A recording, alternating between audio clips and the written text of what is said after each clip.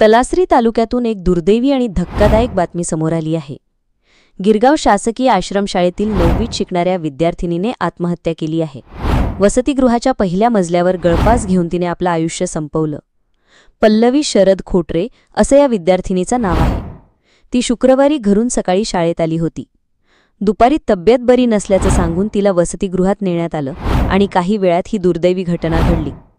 घटनेच्या वेळी शाळेची अधीक्षिका अनुपस्थित होती आणि महिला शिक्षकही नेमण्यात आलेले नव्हते। या घटनेमुळे वसतिगृहात भीतीचं वातावरण निर्माण झालं आहे। पालक आणि ग्रामस्थ संतप्त असून व्यवस्थापनावर प्रश्नचिन्ह उपस्थित केलं जात आहे। सध्या पोलीस तपास सुरू असून आत्महत्येचं नेमकं कारण शोधण्याचा प्रयत्न केला जात आहे। या प्रकरणावर समाज कार्यकर्ते आणि शिक्षकांचे काय म्हणणे आहे ते पाहूया।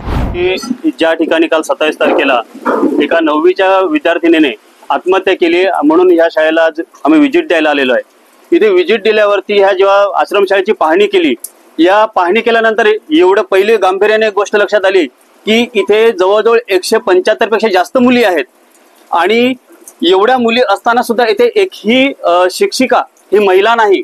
इथे फक्त अधीक्षका एकच महिला आहे। प्रकल्प अधिकारी प्रकल्प जे आहे हे प्रकल्प किती दुर्लक्ष करते आणि ही नवीन घटना नाही। या जिल्ह्यामध्ये पूर्ण महाराष्ट्रामध्ये आदिवासी शासकीय वसतिगृहांमध्ये मुलींच्या वसतिगृहामध्ये नेहमी काहीतरी अनैतिक प्रकार घडतात की त्यांच्यावर कोणाचं डिप्रेशन येते। आत्महत्या करण्याचं प्रमाण एवढं वाढलेलं आहे की दरवर्षी कित्येक तरी आपल्या या पालघर जिल्ह्यामध्ये शासकीय वसतिगृहांमध्ये आत्महत्याचं प्रमाण खूप वाढलेलं आहे। पल्लवी शरद खोटरे, इयत्ता 9वी, राहणार दाभाडी वांगडपारा। ती दिनांक 17 जून 2025 रोजी शाळेत आली, वसतिगृहात आली ती आणि मग नंतर 18 ते 24 पर्यंत नियमितपणे शाळा केली ती।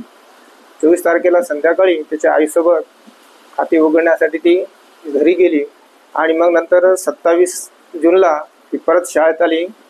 27 जूनला 10 वाजता शाळेत आली। मग नंतर 11, पावणे 11 ते पावणे 2 पर्यंत शाळा केली। नंतर पावणे 1 ते पावणे 2 हा लंच टाईम आहे आणि मग नंतर पुन्हा अजून शाळेत गेली। मग नंतर शाळेत गेल्यानंतर मग एका विद्यार्थ्यांसोबत ती पाय दुखते म्हणून वसतिगृहात आली। एका विद्यार्थ्याने तिला वसतिगृहात सोडून मग ती परत गेली। मग ती मला पाय दुखते म्हणून आराम करायचे म्हणून आणि मग नंतर मला स्वयंपाकाने फोन केला की बाबा एक वसतिगृहाची विद्यार्थिनी फास घेतलेला आहे आणि मग आम्ही आलो तिथं आणि मग नंतर आम्ही तसं ते बघून मग आम्ही जवळच्या पोलीस चौकीला कॉन्टॅक्ट केला आणि मग त्यांना ती प्रकरण त्यांना दाखवलं आणि मग नंतर पोलीस अभ्यास त्याच्यानुसार पुढची कारवाई करण्यात आली। म्हणजे काल ती मुलगी घरून आली तेव्हा मी नव्हती, कारण मी ट्रेनिंगला होती बोईसर येथे कांबळगावला। त्यामुळे ती वर्गातून आली तेव्हा तिच्यासोबत एक मुलगी, म्हणजे मी आल्यावर विचारलं तर मुलगी आली तर त्या मुलीला विचार का तर तिचे पाय दुखत होते म्हणून। तर मग ती सांगते मी आराम करते थोड्या वेळ, तर तू वर्गात जा। मला असं त्या मुलीने आल्यावर सांगितलं, एवढंच सांगितलं, बाकी काय सांगितलं नाही। मग ती मुलगी वर्गात गेली आणि ती राहिलीच हॉस्टेलमध्ये। तशी काहीच डिप्रेशन वगैरे काहीच नव्हती, ती व्यवस्थित होती। आपल्याकडे महिला कोणीच नाही, स्त्री अधीक्षिका म्हणून मी एकटीच आहे।